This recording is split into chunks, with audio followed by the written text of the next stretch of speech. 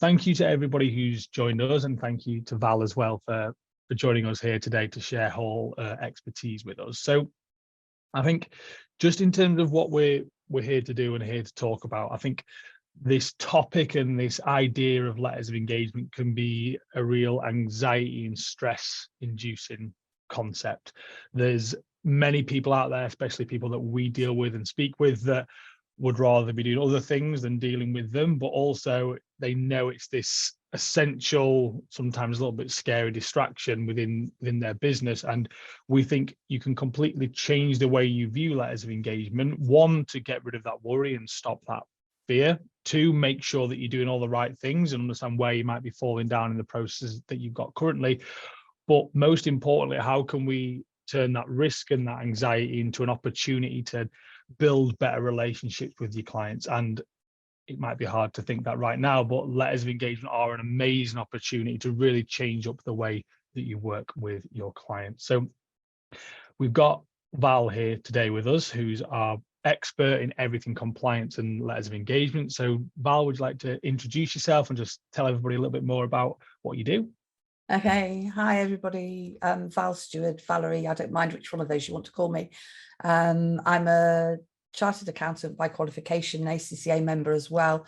I've worked in the consultancy side of the profession for more years than I care to admit to at this stage, probably. So over 30 years now, working with firms of accountants of all different sizes on the compliance aspect of their business. So a lot of my work involves doing mock reviews from audit and from the practice assurance side, but I also do a reasonable amount of writing and have been involved in the development of a lot of technical material and so on, including these engagement letters with Go Proposal by Sage, or sorry, with Oversweet by Sage. So Yes. So that's me working on the sort of like the compliance side. Fantastic. So yeah, there's an unbelievable amount of experience right there, and definitely something that we can really leverage in today's conversation. I can't wait to help everybody with this mindset and this sort of view on letters of engagement, see if we can change it up and show them exactly what is possible there. So I think if we sort of get going, Val, and get into this conversation, because it's really all about drawing out that expertise from your side, really. So I think the place to start, and just to make sure we're all on the same page here, is why are letters of engagement so important? What's the central theme and the importance that they bring to the table when we're operating in an accounting and bookkeeping space? So I think we have a number of different tick boxes in terms of engagement letters, and I think that sometimes with firms of accountants, they think about them as just being that compliance exercise. And obviously, for all of you, whichever professional body you're actually registered with, they will have certain requirements within their rules and regulations, and there's certain things within legislation, so like the service directive, for example, that require you to communicate certain things with your clients in some way. So that has to be done. You know, the engagement letter in some respects is a little bit like your contract. So it's setting out the legal aspects of it and the regulatory aspects of it, but it's also very importantly setting out a clear understanding in terms of what you're doing and what you're expecting the client to do. So I think that's the bit that sometimes people overlook. They realize that, you know, sort of from a regulatory tick box perspective, they need to actually have them in place, but they forget about the fact that in actual fact, what it does in terms of your relationship with the client is that if you have a clear view, if they have a clear understanding of exactly what they're going to get from you, and what's expected of them in order for you to be able to provide that service, then that sort of sows the seeds of what is going to be a good ongoing relationship with the client, because you've got clarity in terms of what it is that you do. But also from your own perspective, and I suppose you could also say from the client's perspective, it's actually a risk management tool, because very often when you get disputes that come about with clients, it is going to be because they've expected something of you that you haven't done. And the engagement letter then, because we try and make it as simple as possible and set it out as simply as possible, should actually help you within any of those disputes, because what it's doing is it's saying, look, this is what we've agreed to do. This is what we need from you in order for us to be able to do it.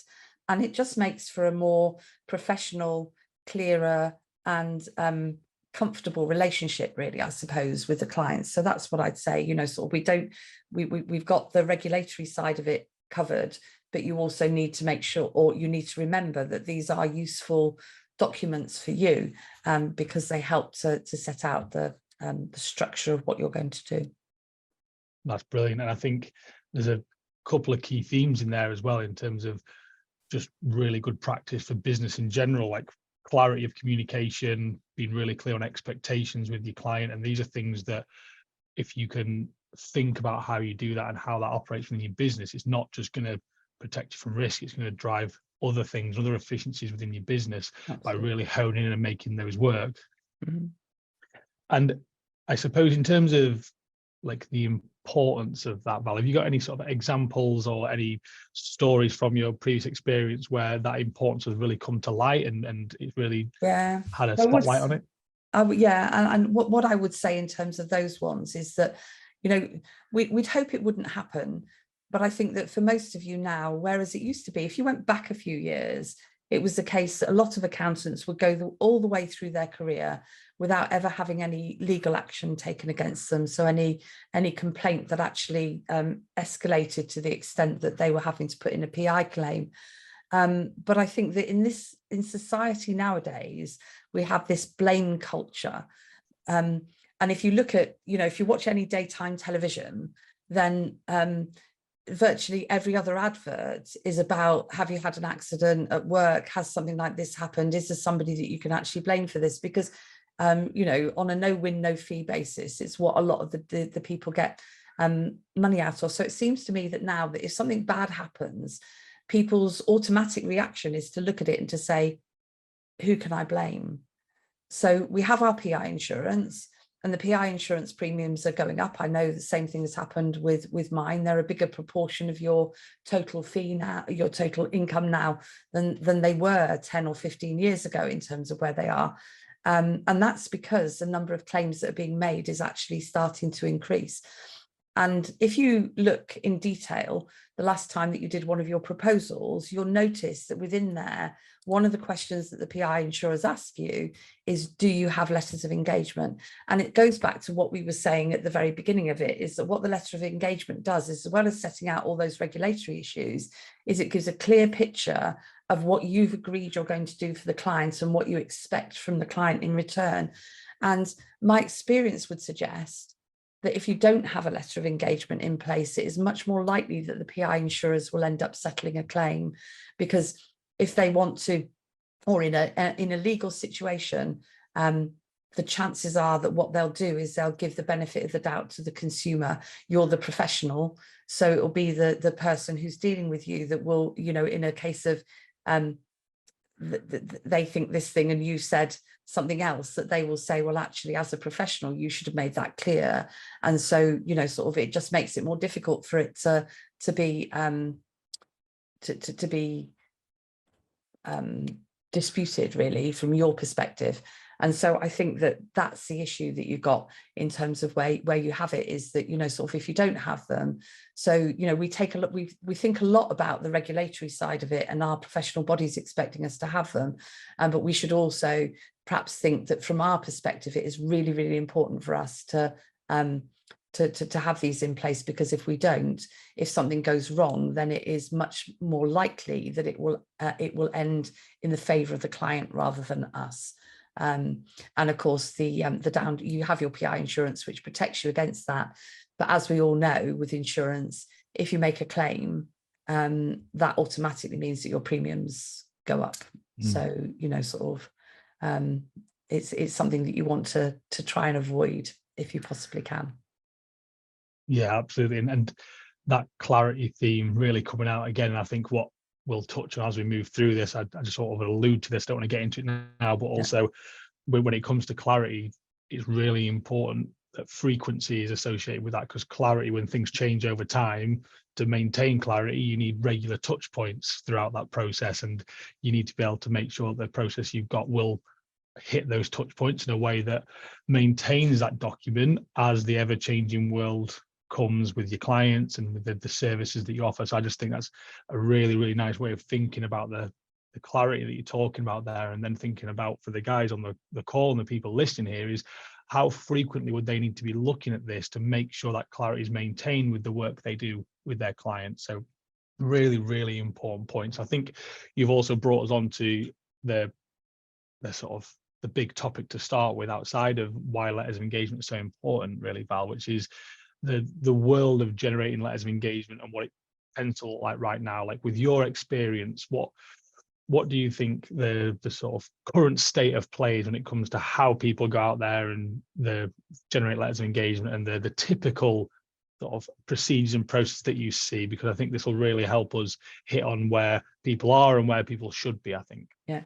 So I think the first thing that I'd say, and this is said very tongue-in-cheek, is that quite often I think that the only time, or the first time that people think about the letters of engagement is if they've been notified that they've got a regulatory visit coming. So, you know, sort of like you often see a pattern in terms of compliance that I do with people. You see a pattern that comes in that shows that, you know, sort of every 5 or 6 years, when they know that they're going to have a regulatory visit, they go back and they look at them. And I think you have two aspects in terms of what it is that you need to make sure that you're doing. You obviously have that regulatory and compliance aspect of it, in terms of the fact that we do get regular changes within the professional bodies rules. Probably one of the most recent ones of those is that virtually all of them now have something about alternative dispute resolution, that they expect you to communicate with your client in terms of your complaints procedures, and then what action the client can take in terms of actually monitoring or managing that complaint if they're not satisfied with the procedures that you're doing and that you in-house, because obviously professional bodies are conscious of their own processes and procedures, and so they want them, or their own reputation, and so they want to make sure that complaints are handled properly if those take place. So you've got all of those aspects of it, that if you don't update them regularly, then there's a possibility that you'll miss some change in legislation or regulation. We had it with GDPR as well, that there were some changes when we, as there has been in a lot of legislation, when we left the EU. So, you know, sort of obviously that was in some respects a minor tweak in terms of what was there, but it's important that you actually keep on top of and keep those bits up to date. And then the other side of it is about the service that you're providing, because you all know that with clients that you deal with, you start off doing something, and some of them you'll be 5 or 6 years down the line and you'll still be providing exactly the same service to them. But in other cases, there'll be changes. So they might, having moved over to an electronic system, they might suddenly decide that instead of wanting you to prepare their VAT return, they just want you to review it to make sure that you're happy, you know, sort of that they haven't made any stupid mistakes before it's being submitted. Now, that's actually quite an important distinction. If you've always been doing their VAT return and you've got something in there for them that says, look, this is what we're doing, you're effectively taking responsibility for the contents of the VAT return, then you need to change that to say, we're not actually preparing it anymore. What we're doing is we're just doing an overview.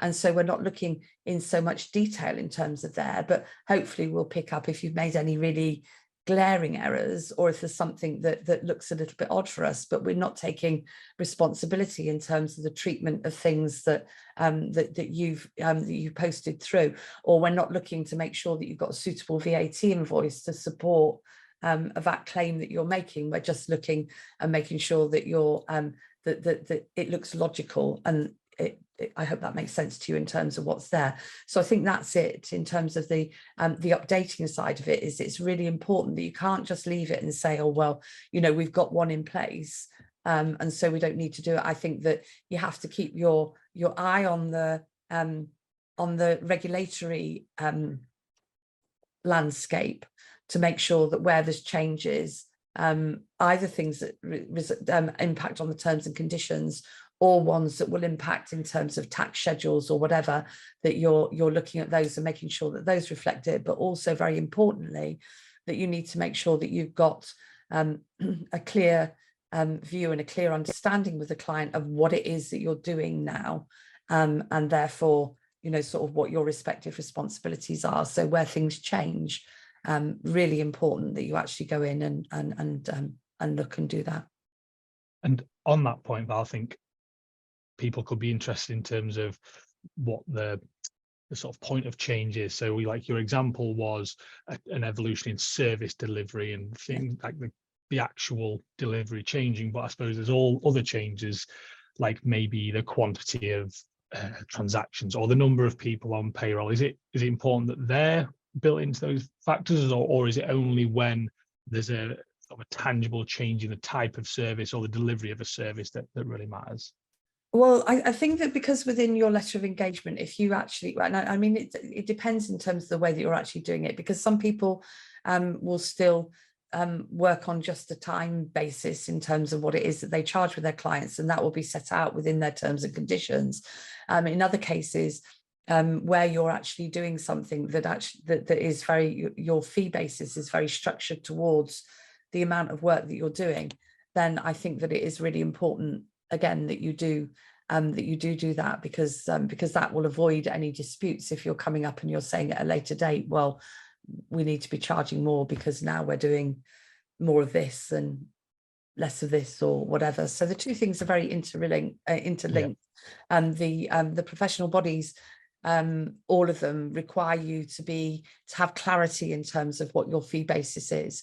So they don't require you to give people a fixed quote, if that makes sense, in terms of what it is that you're doing, but that the client has no doubt about how it is that when they're being billed, how that's actually going to be generated.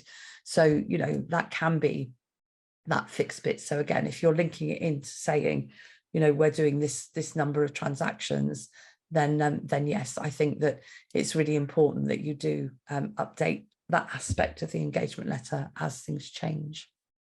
Yeah, great. And I suppose one of the questions I've got around that, in terms of, you mentioned hours. So is there any obligation, if there's anybody on this call that is charging by the hour, is it okay just to say, okay, for this service we charge X per hour and that's enough clarity, or do you need to provide any detail on the level that changes? So I think that in terms of saying that you charge by the hour, I think that what the expectation would be is that you make it very clear to people what your hourly rates are, so that there isn't something that people aren't going to be there and thinking. And, I look at it and I think in terms of the size of clients that I deal with, if I look at a partner charge out rate, for example, I see partner charge out rates ranging from 70 to 80 pounds an hour up to 500 pounds an hour in terms of clients that I'm dealing with. So if somebody says, the partner, we charge it per hour, people need to have some clarity in terms of what that's likely to be.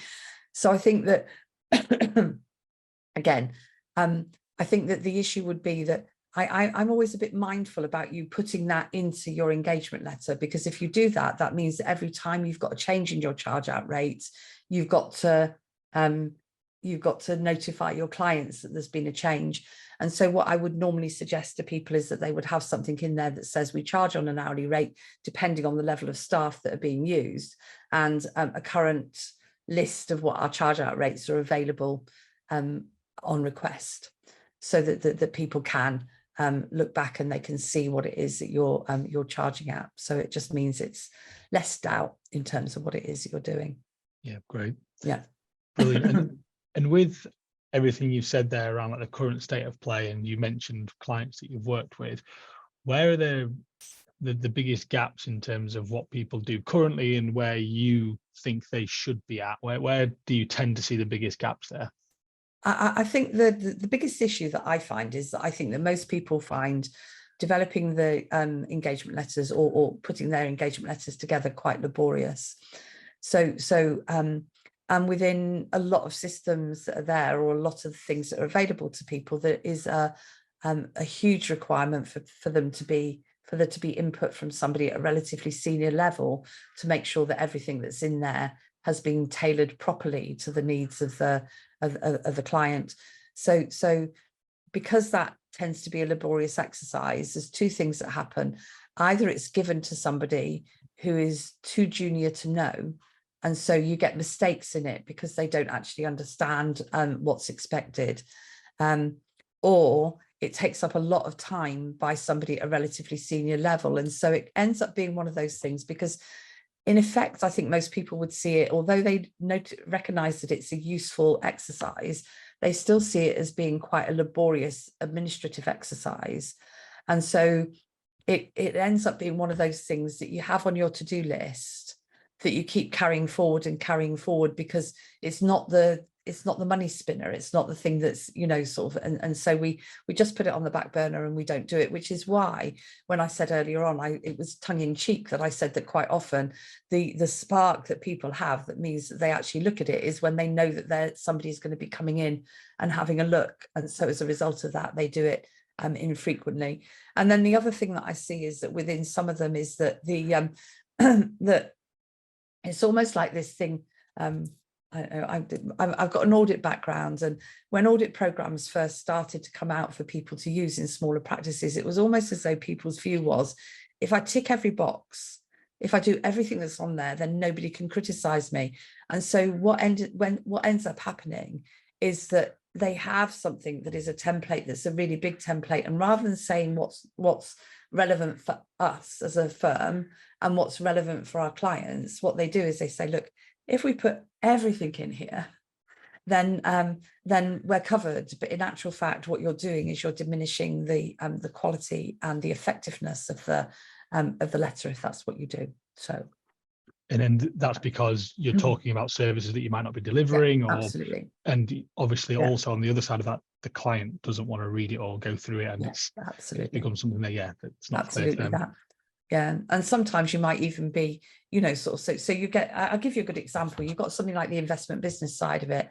Now, some of you won't be in a position where you can do it, but you know, sort of, if you're a chartered or a chartered certified accountant, then you can get your DPB license in terms of what you in terms of being able to do a limited amount of exempt regulated activities effectively.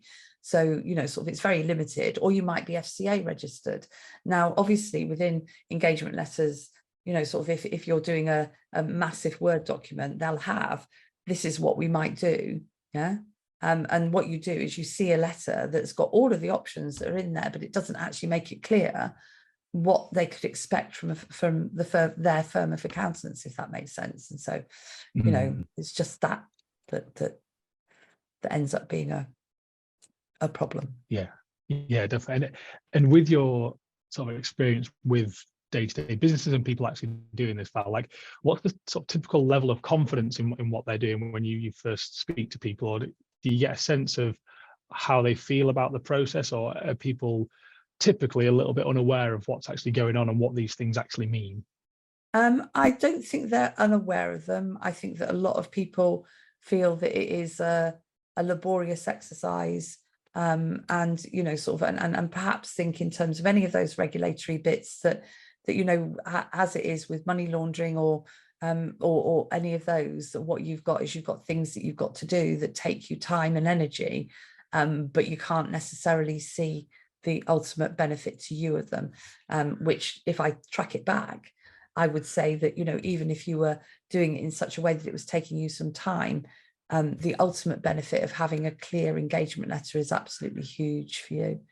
And I suspect that, as well as protecting you against PI claims, it also reduces the number of complaints that you might have, because if somebody says, oh, you know, I thought you were doing this, and you can point it out to them and say, look, you know, this is what we agreed to do, this is what you agreed to do. If you really want us to be doing it, then we can, and we can add that in. but you know, sort of, so it just gives you a better start point if you've got a complaint, really, if you've got that in place. Yeah, brilliant. And with the current world, in terms of, we've talked a lot about frequency and clarity. I know there's different ideas in terms of what you must absolutely do with what the governing body says in terms of reissuing, but also then I think there's the other side of this, which is best practice in terms of how often you should be looking and reviewing. Yeah. So I think just in terms of, I don't want to get too much into the actual, like the ideal world, but how do you think people perceive how often these things should be done, and how close do they to that time frame, do you think? See, could be, I think it's really interesting, because I think that, you know, with some people, and I do see some firms where they've got something, I've got some firms that actually reissue an engagement letter every year, irrespective in terms of what it is that they do, which when they do them and they send them out in writing, you know, sort of like in hard copies, and people are signing and printing them off, I think, gosh, that's a few trees that they're demolishing each year in terms Yeah. of what it is that they're doing. And you know, sort of maybe a not useful exercise. And then I've got other people that will look at it and they'll say, oh, well, you know, we do it every 3 years or every 5 years. But the issue in terms of this is that I don't think you should actually put a timescale in terms of how often you do it. I think the issue is that you have to make sure that you recognise that where there's changes in that regulatory framework, so things now within the terms and conditions that change, which can be driven either by a legislative change or by a change in the rules and regulations of your professional body, then that generates a need for you to make sure that you've updated what you've got within the letter. And if there's any change in your service, then you need to generate it. So, you know, some of them will actually, you know, some of them will just impact on the terms and conditions. Some of them will impact on the services, so your respective responsibilities. And even if you look in the tax framework, for example, you know, when we've got, I know we don't know exactly when Making Tax Digital is going to start now, but when Making Tax Digital actually comes in, there's going to be a need for a change in the letter of engagement, because there'll be a change in how you work with the client, in the same way as it was when you when it came in for VAT purposes, or, you know, where you've got the capital gains tax changes with the sale of property, that you know, sort of you now have to do the return, and within 60 days of the sale taking place, which won't necessarily coincide with when you're doing the tax return for the client. So you need to think about how you communicate that with your clients and how you deal with it. So I think that the issue would be that that what you need to do is you need to be aware of the fact that when certain things happen, that could result in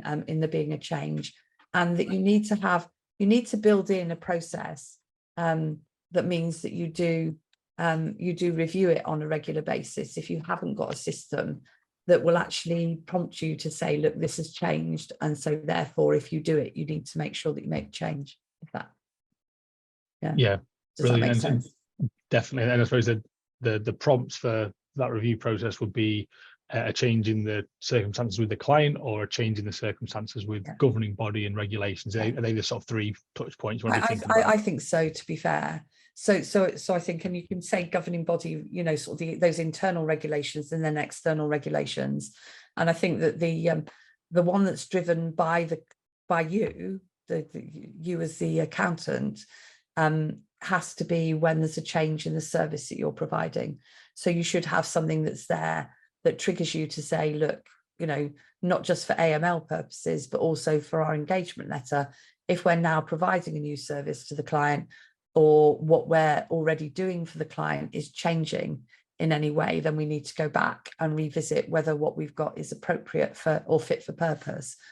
And then you've got to have a means of being able to almost scan what's happening on the regulatory framework to make sure that you don't miss anything that needs to go in there. So you know, now when I see firms that have had their regulatory visits, often that bit that I was talking to you about with the alternative dispute resolution is missing from their letters, because it's something that has happened as a change within the regulations, but they haven't picked up the impact that that's going to have on their terms and conditions. Brilliant. And I suppose just before we get into like the characteristics of a world-class letter engagement and what you see that as, is there anything around, I think one of the other things that we've explored and I hear a lot about is the idea of where dates and key dates play a role within there. Is there anything in terms of the current state of play around how you agree dates with clients that we should mention here? I think, yes, I mean, I think it's something that this one is your risk management side of things, if that makes sense, because I think that quite often nowadays accountants do quite a fully comprehensive service to a lot of their clients. So, you know, sort of you might be, if you're providing bookkeeping or management accounting services, and you do the VAT services, you do payroll for them. So you're almost like an outsourced accountant for a lot of small businesses, and then you do their annual accounts and their tax returns and so on. And if you look at those and you look at the dates that each of those are going to happen during the course of the year, you know that when somebody changes over, it's fine if they come to you as a new client. So you're dealing with them from day one, and you know that you're going to be doing all of these as they trigger. But if I was changing my accountant, probably the most likely time for me to change it would be when my accounts had just been done. But then when my accounts had just been done, unless I'm really, really up to date in terms of what I do, that's going to be up to 9 months after my period end. So if the service that I'm expecting from my accountant is my quarterly management accounts, my quarterly VAT returns, my monthly payroll, then when I take them on, the thing where sometimes the thing that causes problems is because something falls through the grating, because it's a case of like, if I filed my lastminute.com accounts 9 months after the year end, now that's my VAT return period end, and I've got another 5 weeks roughly, so to the 7th of the month following the next month, for me to actually file my VAT return. Now, if I'm changing at the date, you know, sort of like on the 1st of October, because my accounts were filed on the 1st of September, who does that VAT return? Because it's gone past the date that the VAT return is being made up to. So is that going to be done by you as a new accountant, or is it going to be done by the old accountant? Because they will already have done some of the management accounting or the bookkeeping work to actually pull that together. And so I think that whole aspect in terms of the communication, particularly when you first take on a client, in the key date side of it, is really, really important, so that what you're saying to them is, right, this is the point at which we take over responsibility for that business. And I suppose that leads me into saying that it's also really quite important that if you lose a client, which hopefully you don't do very often, but if you lose a client, that there is a clarity in terms of at what point you cease providing the service. So the key dates comes both into the your initial engagement letter when you first take them on, but also to the disengagement process, where what you're doing there is you're saying to them, look, you know, you've moved over to another firm of accountants, and as far as we're aware, we've already done the last VAT return that we're doing for you. So the one that goes up to the 30th of September needs to be done by your new accountant, or if you've done it, you know, sort of provided that they're paying you to do it, that you'll do the September that return, but then it needs to be taken on by the new accountant. So the key dates aspect of it in terms of the communication and your risk management is really huge. Yeah, brilliant. And you sort of drew out another really important aspect there that those mentioned, was that disengagement process and how you'll deal with that as well. So really, really interesting points around the sort of state of play and where people should be thinking about where their current processes lie. So just before we get into asking the audience here in terms of what they're doing and try and draw out a few responses from these guys here, what do you think the characteristics of a world-class letter of engagement that would fix all these problems and these challenges that we've uncovered in this conversation? What does that look like? How would you summarize that?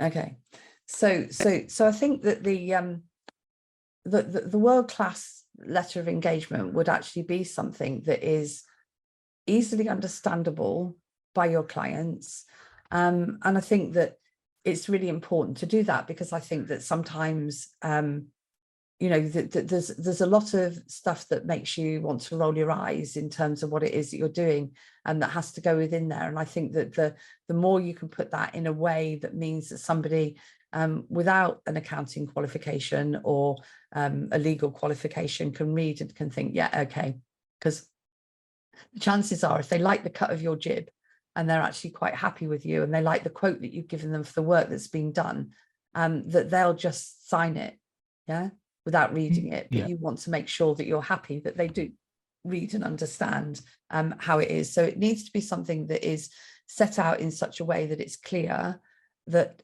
they understand, you know, what the, I suppose, what the legal framework is. Most importantly, that they understand what's expected of them and what you're actually going to provide for them, so that that's done in a clear way, that you're comfortable that you've actually ticked all of the boxes, and so it does actually cover all of the legal aspects that it needs to do, and that it's easy for the accountant to put together.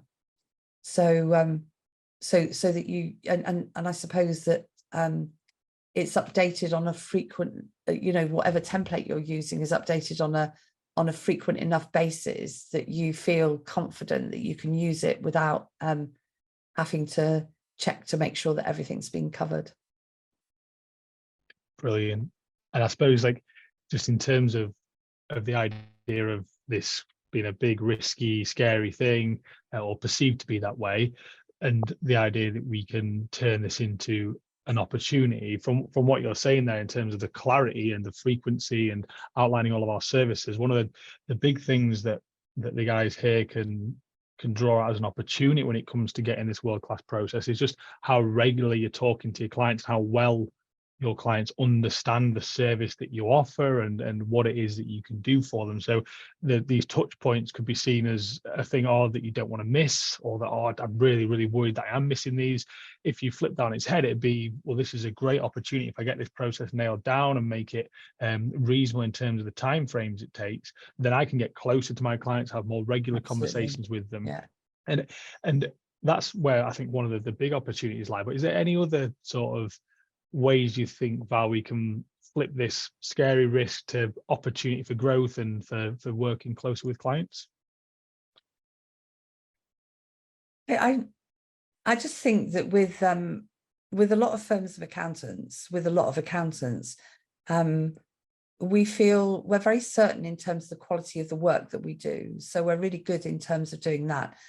But the aspects around sometimes the clarity of our fees and all the rest of the bits and pieces, that is something that is an area that we're not taught very much about when we're training. And so unless we're somebody that is inherently quite good at doing it, it's still something that we're uncomfortable with.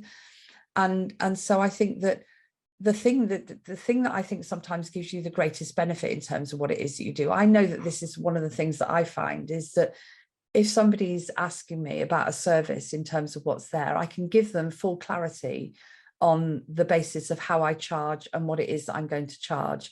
And so as a result of that, I think that puts me onto a more comfortable footing when I'm talking to them about things already. Does that make sense? I think it just means that I can think about the other aspects of what provides a good service to them, rather than actually thinking about, you know, sort of, is there going to be a lack of understanding in terms of when I'm going to do something, what's expected of me, how much is going to be charged for it, all of those sorts of bits that you get within there. And knowing as well that, you know, within that regulatory side of stuff, that you know, sort of there's that bit that I don't know, you've got the things on money laundering within there, that's just so it just means that there is a bit of an understanding from the client then when they're looking at it, that says, you know, yeah, we understand why it is that you're asking us for this information, rather than getting aggravated about it. And I suppose the other thing I'd say would be some things where you might put stuff within there about, you know, them having to be honest with you and providing you with all the information that you need, and that sometimes you might be asking them for confirmation in writing. And so you do see sometimes some disputes being headed off, where people are saying, well, why are you asking me for this? And you can go back into your letter of engagement and say, well, look, this is what we told you at the start. And so it just, I don't know. Yeah. I just think it makes for a more comfortable relationship, because you know that all of those difficult parts are being covered within what effectively is like a contract with the client. Yeah. And so, you know, your conversations can be a bit more interesting. Yeah, absolutely. I think that's such a good point in terms of the, you know, disputes being headed off and things like that. Just going back to the idea that the key dates, I think one of the things we hear all the time from people is they're just pulling their hair out around deadlines and people missing deadlines and things like that. And they can't see a way of changing this up. And if you think about, there's probably people on this call thinking, well, my key dates aren't where they need to be, and just thinking and seeing that as a risk. The opportunity there is, if you build this process in a way that works, that those key dates become part of that conversation. They come into the fold, like you're saying there, and you're driving efficiencies in your business because your clients are really clear on the weight of those dates, why they're so important, what they mean, and that can just help make other areas of the business that can sometimes really be painful much better. And I think with that as well, the other point that we've sort of alluded to around that is, you mentioned at the start around the solutions, either someone too junior who can't quite deal with the letters of engagement or make sure they're right, which again is a risk. And if you can take it off their hands, that's an opportunity to free them up to do other things that can help drive the business forward. Or if it is with yourself as the business owner or directors or partners that are managing this, then the other opportunity is, what does the new world look like when they don't have to go through this process, when they don't have to have all this headspace taken up by these documents that can consume so much time, and what would that time then be used on if they were doing other things? Absolutely. I think that's the other real exciting benefit. I agree with that entirely. I want to go back to one of the points that you raised as well in terms of the timing and clients with information and deadlines. And I know that, you know, sort of like, I think some of the firms that I've dealt with said that this last 31st of January was one of the worst ones that they'd had. And you're always going to have clients that are the lastminute.com.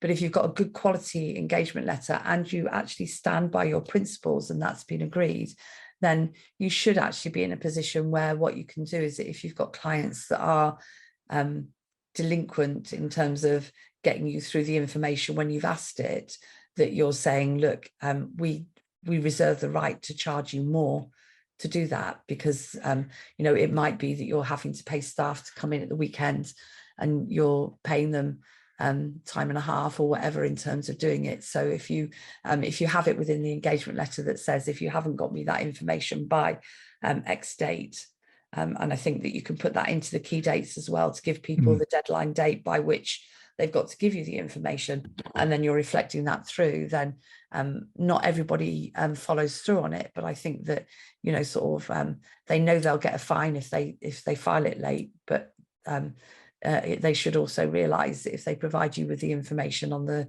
29th of January and it's got to be filed by the 31st, that they should expect to pay more. No, definitely.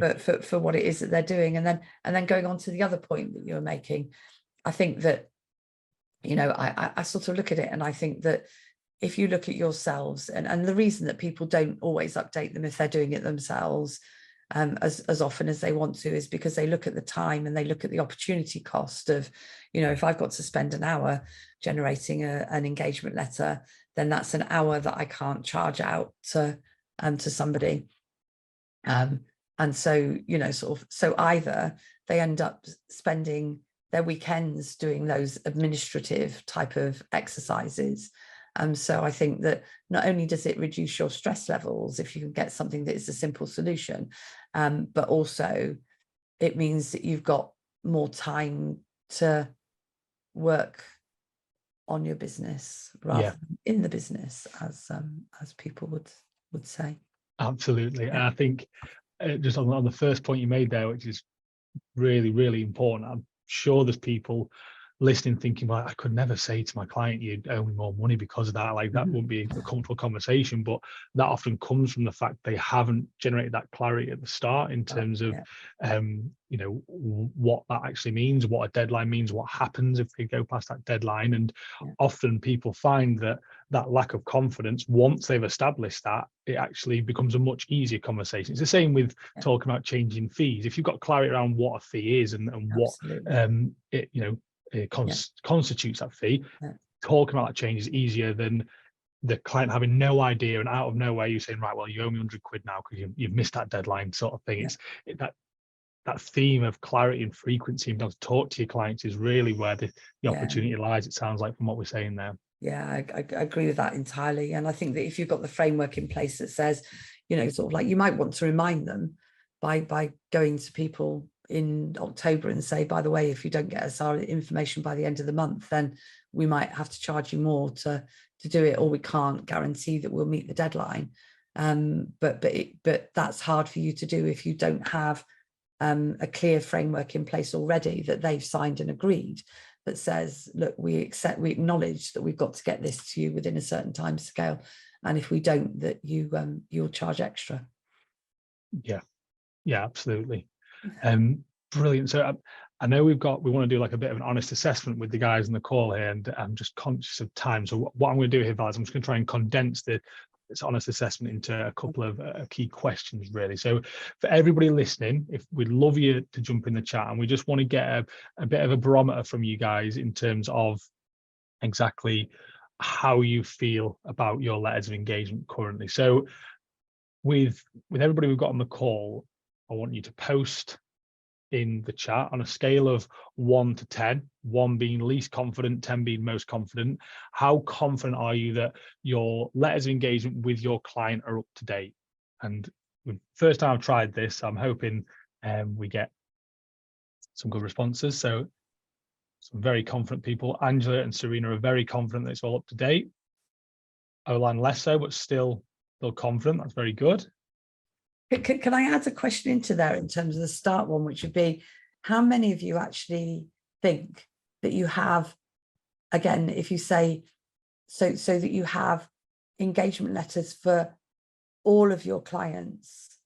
So, you know, one of the other things that I'd find sometimes is that when I go into firms, they have them, if they do audits, they have them for their audit clients, but they don't necessarily have them for all of the people that they just do a tax return for example. So including directors sometimes of those companies that they do the audits for. So on a, I don't know how we do a scale of 1 to 10, but on a scale of, yeah, so 10 that you're confident that you've got them for all of your clients, or you've issued them to all of your clients, and 1 if, you know, sort of not very many. Yeah, no, great. Okay, so there's no, yeah, so that's really important in terms of that lens there. So yeah, if you guys just think about that element there. So we've got some very confident people in here. We've got some people sitting in the middle.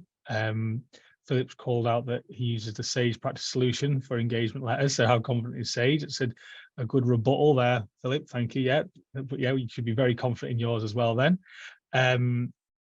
So I think just in terms of the variation across that number, because we're getting some 1s to 10s, basically there's a huge variation in terms of what people are doing there. What systems are people using there? We've had someone mention that they've got their own system. Julie's built their own engagement letter tool.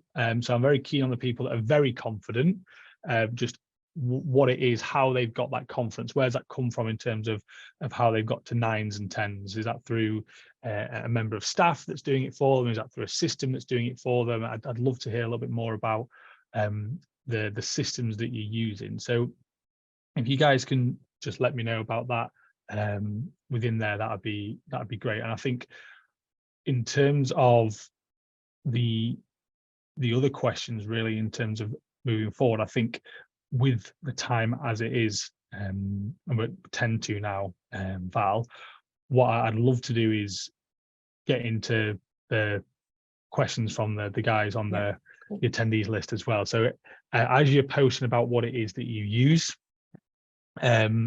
please also fill in the Q&A so me and Val can go through those questions and we can pick Val's brains on exactly what it is you guys have been asking. So you can see in here we've got people who are using Accountancy Manager. Julie's now using Oversuite, brilliant, so that's great. Catherine is a sole trader and doesn't start any work until it's signed, so confident that that's up to date. Be interested in terms of the review process for that, Catherine. I think one of the themes from today is how often we review changes and how you find that, because that's also an important part of that process.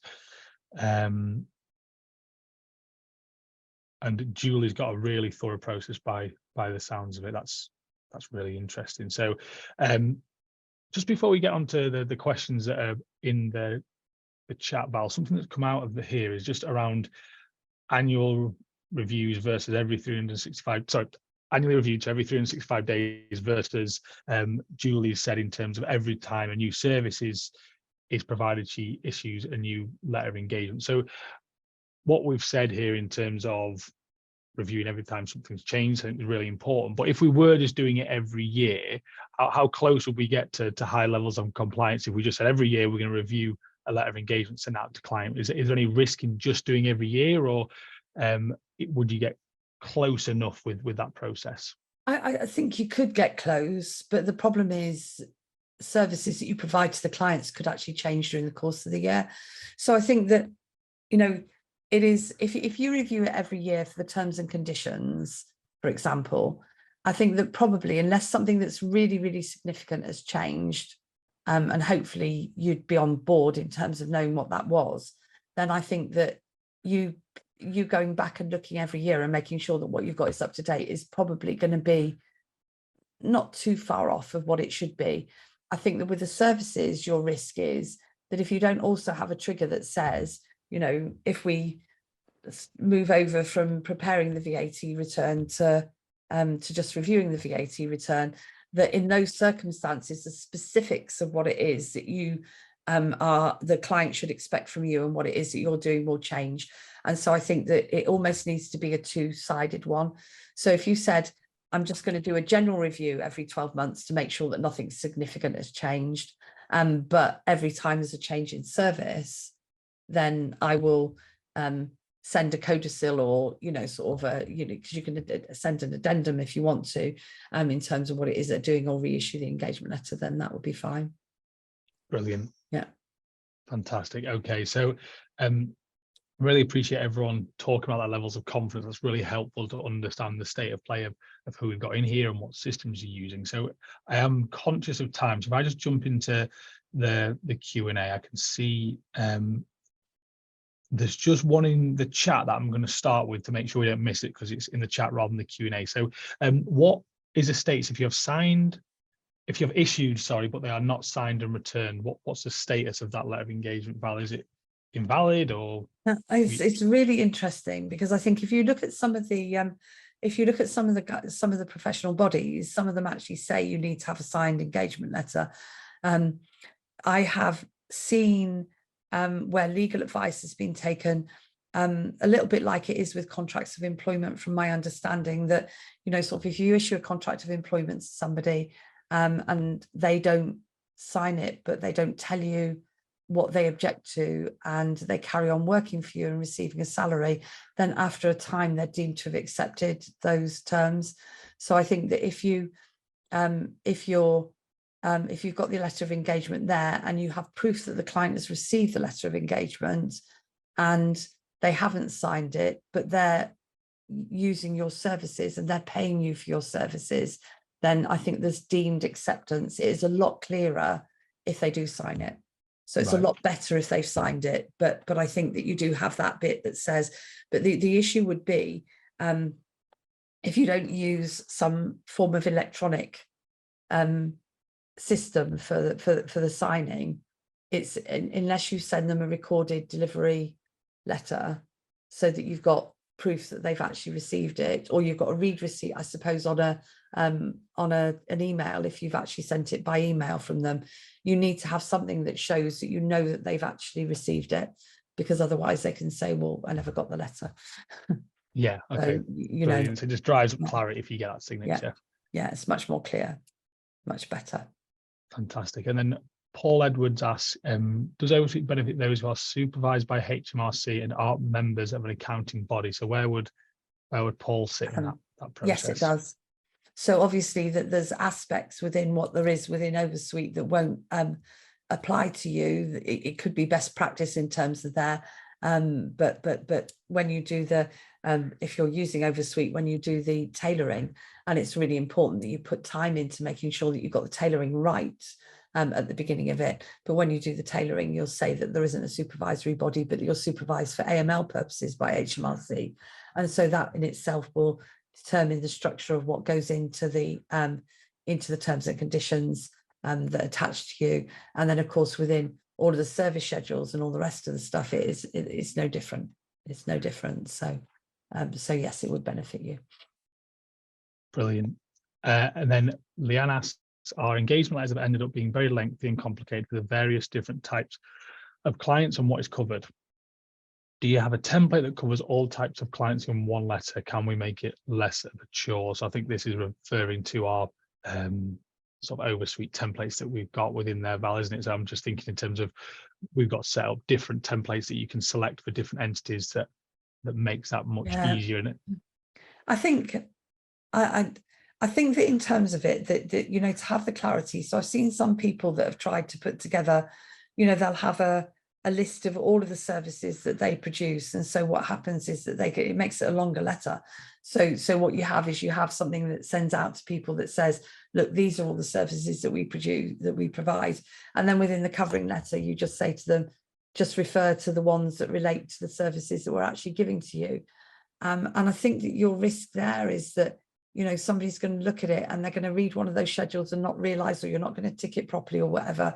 And so personally, I think that you need to make it as specific to the client as you possibly can.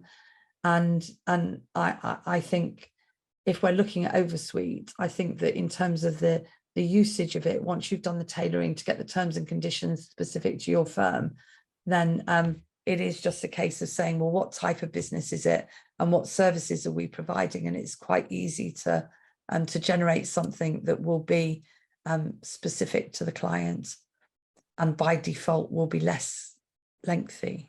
Brilliant. Because it won't have everything in it that's not necessary.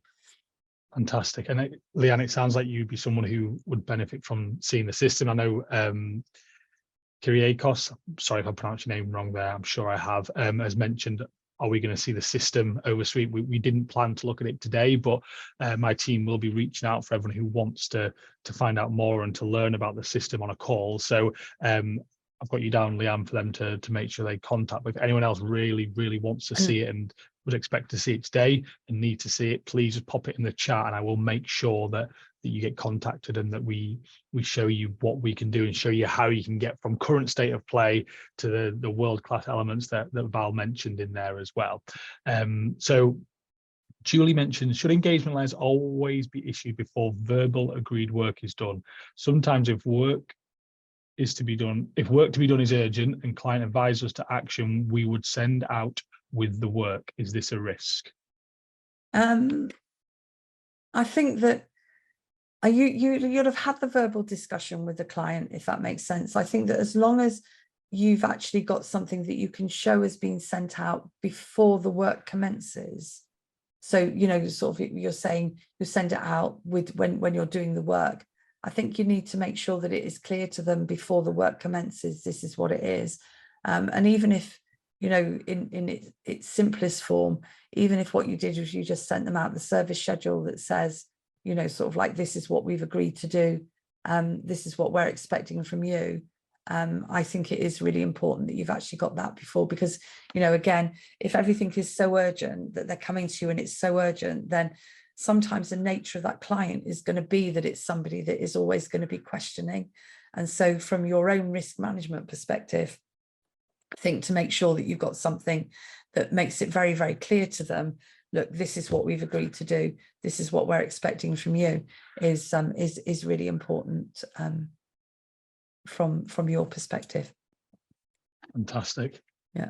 Brilliant. So that we've been through all of the Q&A questions. I'll have a look just to make sure there's nothing else in the chat. Just scanning through. So Julie posted, yeah, brilliant. Okay, we've been through all of those. So I think we've sort of finished at a good time there. I know this is sort of a little bit over, but really glad we can answer all those questions. So is there any final things you think you want to get across, Val, in terms of the importance of getting letters of engagement to the point that we mentioned, that world-class stage, to generate that opportunity in the process? Is there anything we've not covered that you think we should mention? No, I just think that for all of you, sort of, it's one of those ones that is that you need to see it as being a practice development tool as opposed to a laborious compliance tool. So we talk a lot about compliance, but I think that, you know, compliance then makes it think as though these are things that people are telling us we've got to do. But I think that if you actually think about the engagement letters as being something that adds clarity to the service that you're providing, that means that you know, sort of it is minimizing the chances of there being any sort of misunderstanding or complaint or whatever in terms of what's doing. And also that if you do get to that awful stage where there is a misunderstanding and a complaint, it puts you on a better footing to be able to deal with that. Then I think that that's good. And I've just noticed in the chat box that there is a link to the demo. Yeah, great. So everybody can take a look at that. Want to have a look at that. Absolutely, yeah. But my team will reach out anyway just to make sure that we've helped everyone, because it sounds like people wanted to see the system as well. So that's an oversight on my side. So we'll make sure that everyone's getting in touch so you guys get to look at that. So people like Leanne, I know Paul, you've mentioned you want to see it. So I will make sure you guys get sorted out with that. I think absolutely echo what Val said there. I think the opportunities there in terms of the practice development system that you can set up. And I think the big thing to overcome within this, the big challenge to think about is the time it takes. I think that's just the anxiety I hear the most, time spent on getting these documents right, coupled with a feeling of a lack of clarity around what you should be putting in there when updates are changing, and having a system that replaces that and allows you to remove that huge time resource whilst also delivering that clarity for yourself and for your clients, I think is really what we wanted to drive home today. So that is I'll what just add one bit in terms of when you're saying that, because one of the things that I'd say is that to my view, the beauty of the oversuite system is that because we do that scanning for you to make sure that things that have changed on the compliance and the regulatory side are actually updated on a timely basis, and the communications in terms of when there's an update will tell you whether this is something that needs to be told to your client now or whether it's something that can wait until you do your next update, then in reality, if you're using oversuite, it should be the case that it's only when the service that you provide to the client changes that you need to be thinking, right, okay, I need to reissue my engagement letter. Otherwise, the system itself will remind you or will tell you you've got to update it now. Yeah. Yeah, absolutely. Yeah.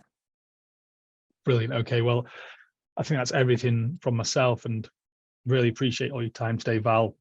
Really appreciate everyone who's joined us and for taking part in the chat and asking questions. It's been really good to get your engagement. And as I say, we'll be sending out a recording of this for everybody, so you'll have that, but also we'll be reaching out to make sure that you've got everything you need in terms of understanding where oversuite sits in this problem and how it solves it, so you guys can understand that. I know there's people out there that are massively confident in what they're doing, so I don't think you guys will need much support or help. But for those guys that are unsure and feel like they could benefit from changing this process up, we'll be here to help and make sure you get to understand everything that we can do to support you.